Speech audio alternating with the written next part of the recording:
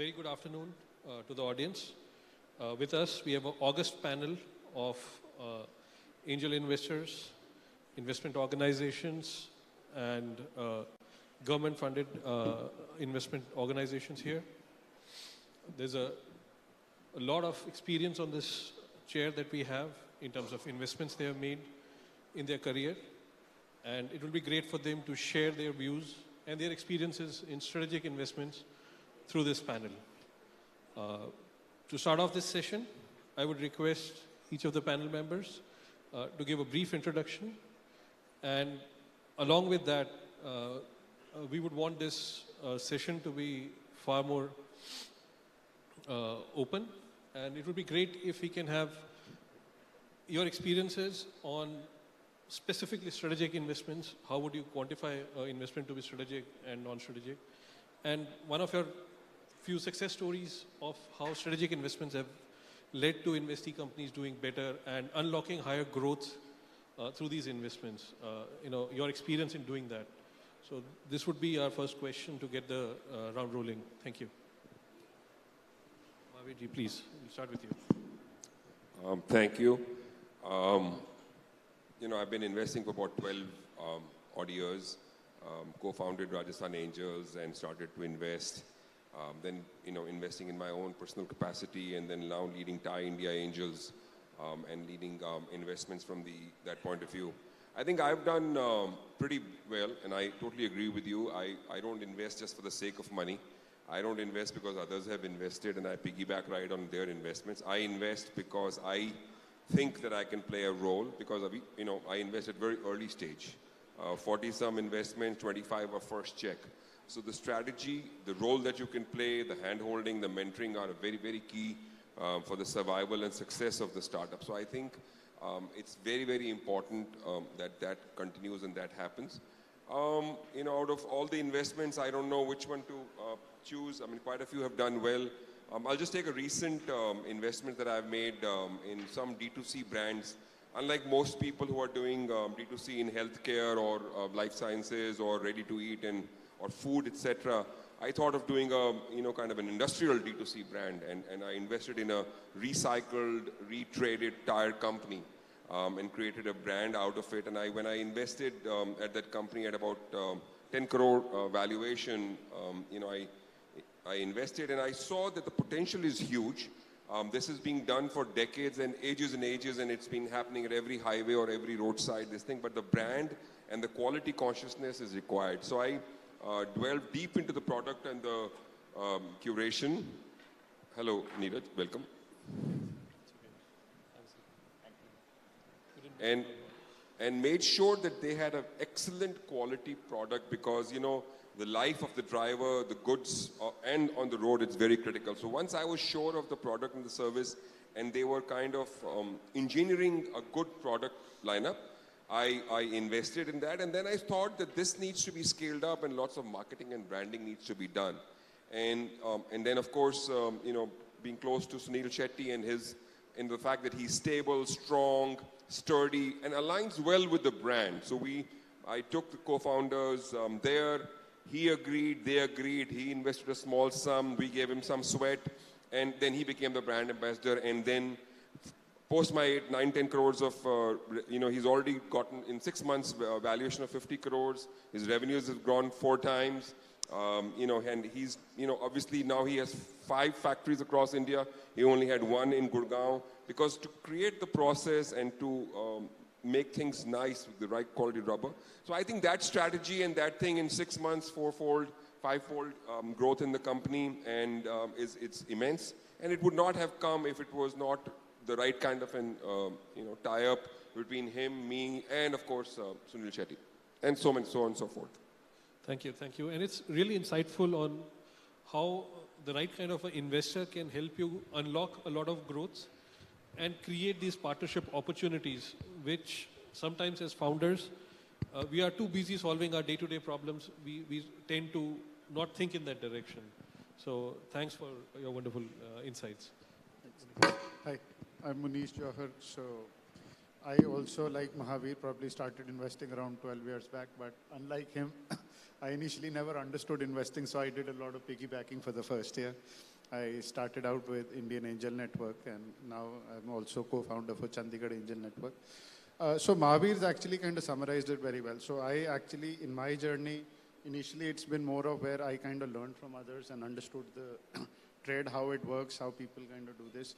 Now, in the past few years, it's been like what you've been seeing, a lot of the investing is very strategic, and it's more hands-on now, as in you are more deeply involved with the startup, you kind of work with them.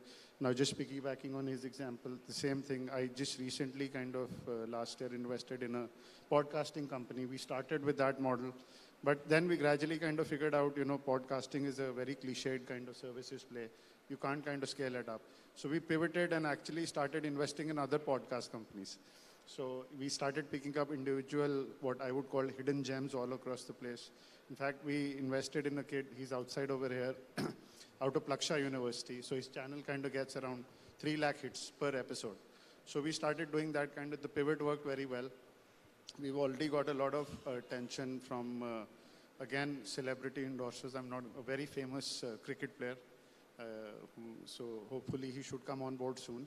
So he's absolutely right. The strategic investing, now the game has also changed. Investing has now kind of become a very cliched thing within India. So people now, you have to work hands-on with the startup and kind of guide them and nurture them, show the opportunity that exists, kind of push them forward in that direction. A lot of times, like Ivy said, people are very focused on their day-to-day business. They kind of lose track of what they're supposed to do. So they become very hands-on. So that kind of nurturing strategic growth is very important. And it's something that must be done by the investors. Thank you, sir. Thank you for your input. Debraj, you want to start? Give us an experience of as SIDBI and... Yeah. So I lead the investments at SIDBI Ventures. I kind of focus on the MSME segment. And for us, most of the investments are thesis-driven. Whenever we look at strategic investments, we are trying to look at what we can do with that investee. Do we have the innate knowledge or the tribal knowledge to help them cover a certain path, right? And there are multiple, segments where we can see, play happening. SIDBI typically has a nation-building kind of thesis, right? So, for example, if I were to cite an example, we are today also focusing on deep science or deep techs, which is actually going to help India become self-reliant or Atmanirbhar. In this segment, we are trying to look at those startups that could give the country a competitive edge over others. What do I mean by that? India, quantum computing, how many startups are really finding use cases in quantum computing? Not many. Why are they not finding them? Because the initiation from the industry is very poor. But there's one segment where immediate application of quantum computing is coming into play, which is defense. So are we facilitating some discussions, some kind of interactions by virtue of which we can produce some use cases? Yes, we are doing that. Another aspect where we can look at is obviously agri-allied businesses. Are we trying to create platforms by virtue of which they can look at exporting out their productions? Yes, we can. Example on the prior one, that is, defense. There was a company which recently got, was in the news rather. The name of the company was Data Patterns. You would have seen that a certain investor has made almost 20x return, investing in 4 years. So actually, we had come in prior to that investor. We had actually helped them create the defense business, which today they are, basing their entire, revenue on. It's 450 crores turnover and growing at a CAGR of 30%. So, so strategic investment in a nutshell for me is a thesis-driven approach where we kind of see what additionality that we can bring to the investee. Do we have a buy and build strategy? Can my portfolio companies talk to each other and help them each other out? As well as can I open up some doors by virtue of which they could create more businesses? Thank you. Neeraj, over to you. Yeah, so for us, strategic investment is not only thesis, but I think it's the secret sauce how we have built our entire community. So today we have 13,000 investors on our network, and primarily these are like 3 different profiles. So there are CXO, large 30% is CXOs and corporate leaders. another like 40% are SMEs from small and urban cities, so tier 2, 3, 4, 5 cities. And then around the rest of the 30% are the global expats. Now for each one of them, they have a very specific takeaway or a trigger point or a motivation why they will invest in a company. So CXOs are looking to utilize, and most of these guys, basically for all of them, they want to utilize their years of experience, knowledge, that into a startup investments. So whether they have ever invested in their life or not, doesn't matter. If you can pinpoint a strategic takeaway from that investment, the way Mahavir was explaining why Sunil Shetty invested in a company and came as a very active investor and strategic investor, because he saw value of his experience, his network, and that is what we try to match. So if we come to a city like Chandigarh, and if we have imagine if we have a healthcare company, and if we try to raise funds for a healthcare company in Chandigarh, it will be very difficult. This is like one way to do it, okay? Randomly you go to only the declared and accredited investors. The other way around is that if we try to map who are the beneficiary of that healthcare company. So if I try to map that kind of thing, then everybody who is into medical profession, be it hospitals, pharma industries, CXOs in that, or a medical, say, colleges, everybody is a beneficiary if they invest in that company. So that's how we do it. So one by one, city by city, I think now more than 50 cities, we have a very strong networks. And these people are coming and making investment only with the strategic investments benefit. And the same applies for the global CXOs and CEOs also. That imagine if I am I was just there in the other room, okay, pitch session was happening, and there is a company called Wrestling, okay, which is research as a service, okay, right from a IIT Delhi college graduate. He created a fantastic model. Now I was talking to somebody in Singapore, a very senior executive in Google. Now their interest is in research. And they were saying that, do you have any such startup where I have a strategic role play, because I want to involve. If you give me involvement in the company, then it is a exciting thing for me to invest. Otherwise, I'm not an investor. So the point I'm making is, everybody is looking for a strategic involvement in the businesses, and if you can bring that very clearly in your pitch, and if you approach investors like that, I think then there is a very great matchmaking and people invest. So today we have invested in 130 companies in the last 3 years, 3 funds, already like $75 million of capital access, just by the strategic investment approach. That's great, and the kind of numbers you're talking about, right? It's not easy to raise those numbers, and it's just a simple strategy that got you there. So great. My next question would be, and I have been a startup raising funds. And our journey, we always had this fear when we get involved with a strategic investor, it could potentially lead to ceding away higher stake than a VC, because VC is driven by his valuation and his exit, right? Strategic would be much more than that. And second fear as founders we always have is that we will lose control, or there will be too much interference in how we manage the company when a strategic comes on board.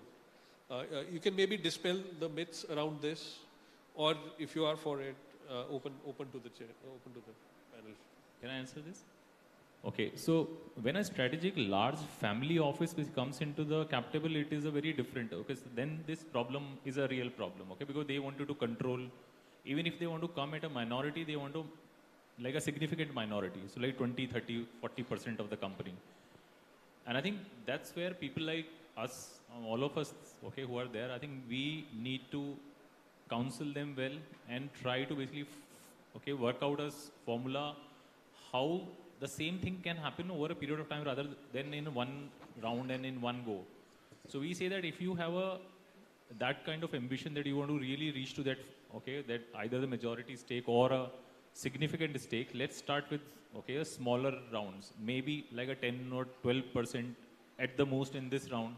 In the subsequent round, probably we can give you a valuation advantage, and a first preference to come on, with a bigger checks. So I think that way you are still keeping the things open, even for the founders to discover a better valuation from other investors. And this investor is still basically, so currently we are working on like 3 such deals, where the investors want a next round preferential treatment also, and a first right to invest in the next rounds also. So we have done that. We, instead of like coming as a 30% in one round, so we have split that into a multiple things. So I think startup M&A will be a very big thing in the future, okay? And this is already starting happening. So now, earlier it was just the corporate VCs and the big family offices, but now even all those founders who have made it big, people like who are sitting in the zone of like 200 million plus valuations, they're like almost 2,000 such founders in India. I think they are very actively picking up significant stakes in the companies, and they are setting new rule books for strategic investment, which is making sense actually for the founders also. So founders now have better choices to pick up the strategic investor. Earlier it was just the family office and corporate CVCs, but now startups coming in and in the new age companies are coming in. So with better option, I think we have a better playbook, and I think this will keep on emerging is what I feel. Yeah. No, I think your question was wrong. I totally disagree with it. An investor who wants to control, run, manage, interfere in the company is a bad strategy. He or she is not a strategic investor. It's a bad strategy for the co-founders. See, strategy means to be the right match. It cannot be, if it is too much, then it doesn't work. It is not, that's like getting acquired as good as getting acquired. But that's the fear a lot of startups have. No, so I would strongly recommend against taking money from those kinds of people. Understood. So that's for the larger audience maybe. Anybody else want to dwell on this maybe? So, again, you need to be a little careful, especially at early stage. You're absolutely right when people come in and they start directing the business, especially if they, it's like they kind of own you and they want you to run in a certain direction. You need to be very, very careful of that. So nowadays, like Neeraj was pointing out, even startups are very mature, especially the good ones when they know they're sorted. They choose their investor also very wisely. It's not like somebody just wants to cut a check at early stage and they say, welcome on board. Recently did a deal, I recommended somebody, but the founder immediately said, no, I need to kind of speak with this person. I need to see their LinkedIn profile. I need to see if this person is the right fit for the startup as well. So, a lot of times you're absolutely right in that sense. Mahavir also comes from a correct standpoint because that's like pretty much owning the company, right? But when you're choosing a partner, so you need to be a little careful. They say this is like marriage, right? So you need to choose a little carefully what you get. The message I hear is it's not only the investor selecting you, it is you also have a right to select the investor and not be under pressure. Yes. For all the young startups over here. And that's a big message I take away from here. Yes, absolutely. Why not? Because you are actually partnering with somebody. Why shouldn't you? If you're just going to take any kind of money, then it's bound, what he said is bound to happen then. Of course. Right. Thank you. So, aligned with the thoughts presented already, you need to know as a founder, what are you trying to solve for? Is it only capital? Is it access? Is it distribution? What are you exactly trying to get out of it? There was a dairy tech company which was trying to make inroads in one of the markets abroad and was not getting any access because there were a lot of regulatory issues. So there, we advised proactively to actually have a strategic coming in who had distribution in those geographies. So it's a win-win for all, right? Now, obviously, there are other things which cannot be captured in actuality on a term sheet. You have to understand what is the end purpose of that partnership. And basis that, trying to take an assessment of what you actually are solving for is very critical for a founder. So those are the thoughts I would, present now. Just want to add one small thing here. So the large corporates who are very actively working with founders, now they have found out their own playbook. So we work very closely with Accenture Ventures, just to give you a context, Accenture Ventures, through their corporate innovation programs, when they strategically involve in companies, rather than acquisition as a final outcome, they are looking at how much billing they can do through those companies that they are selecting as a GTM partner. So their strategic involvement is not to take equity in the company, but actually use that as a revenue for them. Business development. As a business. So, and that is significant. So just to give you a sense, last year, Accenture has done $1.5 billion of revenue just through the startups that they partnered with. Right. That's a significant outcome that you are looking at. And you can't deny that, right? The amount of growth they are having. We are running short of time. Just closing remarks about the current funding environment, and how should startups align themselves to raise the right kind of capital they need for their growth? We can start with Debraj. Yeah, quickly on this, last quarter numbers came in. The GDP has grown at 8.4%. If I have to look at that number, obviously consumption is a big story. Spending is going through the roof. You can see hotel stocks, what's happening to them. So there are enough and more opportunities in India. The founders of today who have a PMF, who know what actually they're executing. I don't think capital is an issue there. What's more important is what are they going to do to implement, how are they going to strategize, what kind of partnerships they are looking at. They should have that, simply said, a method to madness. And I believe that most of the investors have also matured over time. They believe that they need to work with the founders and give them ample space to also expand, both laterally, longitudinally. And I believe that India is walking in the right direction. Of course, there are challenges, but we'll have to overcome them one by one. So, again, the winter came because the past 2 years also during COVID were, I don't know how to describe it, it was free-flowing money, right? So obviously that correction is bound to happen. There was a stage where there was no deck, anything, people would simply raise money on anything, right? So it's not winter, like I said, the money is still out there. People have already raised their funds, everything is there. It's about now people are just much more conservative when it comes to spending. They'll do their diligence homework. The correct startups still continue to raise money. There is no doubt on that. I mean, the money is always available. So it's not a question of winter. It's simply about finding, like you said, the growth story is there. So it's just finding the correct kind of match. I agree with both of them. I think the next 5 to 10 years for the startup ecosystem, both as a co-founder or part of a startup team or as investors, are going to be far outplaying any country, any sort of investment within India. And I think this is the time that we need to monetize our knowledge, our education, our country's large size, the economy that we are in, and problem solving and solving for India. So I think a huge opportunity lies ahead in this sector. Yeah,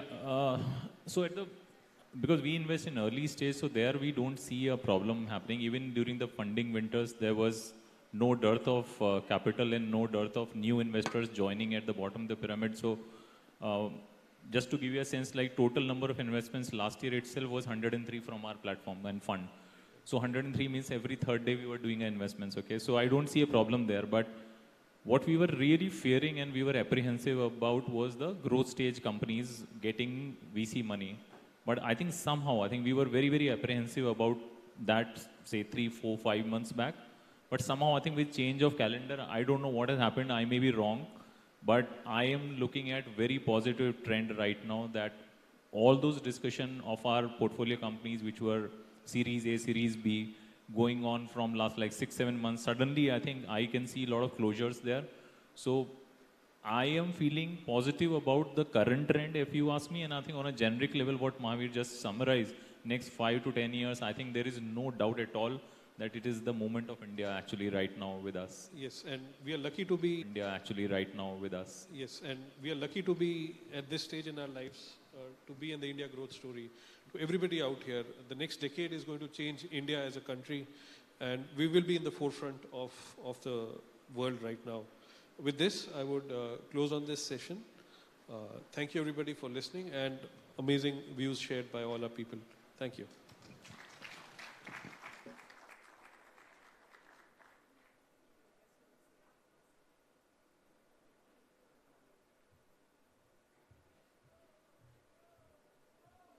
Thank you so much, gentlemen, for that conversation. And while we get the photograph done, may I request our president, Mr. Harit Mohan, to come up and felicitate our respected panel. Ladies and gentlemen, please give it up for Mr. Mahavir Pratap Sharma, Chair, TiE India Angels, Rajasthan Angel Investor Network.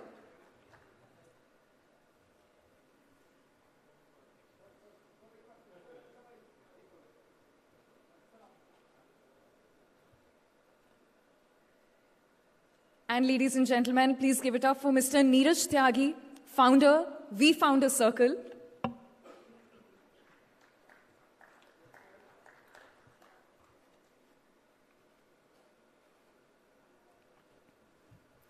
Ladies and gentlemen, we also have with us Mr. Munish Jauhar, founder and CEO, GrayCell Technologies.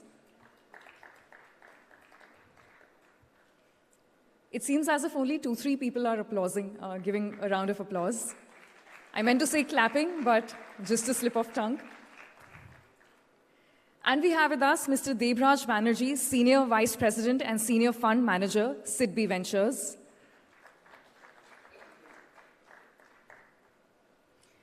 And our moderator, Mr. Inderveer Singh, founder, EVage.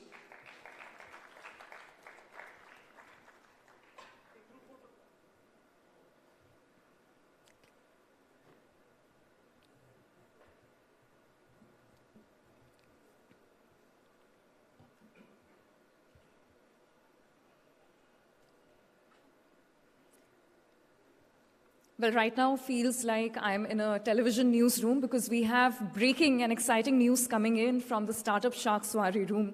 And I would request Mr. Baldev and team to quickly come up on the dais. We're excited to officially announce that at TiECON 2024, Chandigarh Angel Network has recently invested and led a round for wrestling technologies founded by Shashank Jha. And I would like to pass on the baton to Mr. Baldev to talk to us about this important moment. Thank you, Niharika. Good evening to all of you. I am today proud to announce our investment from the CAN in the wrestling. Founder is here, Mr. Shashank.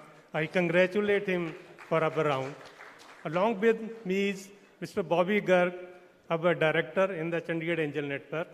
As far as Chandigarh Angel Network is concerned, it was founded in 2015 by like-minded, very successful entrepreneurs. And the beauty of the CAN is that it is a non-profit organization.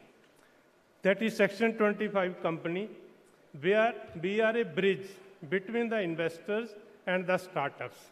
In the last that period of 7 or 8 years, we invested around 40 startups, and most of those are doing very good.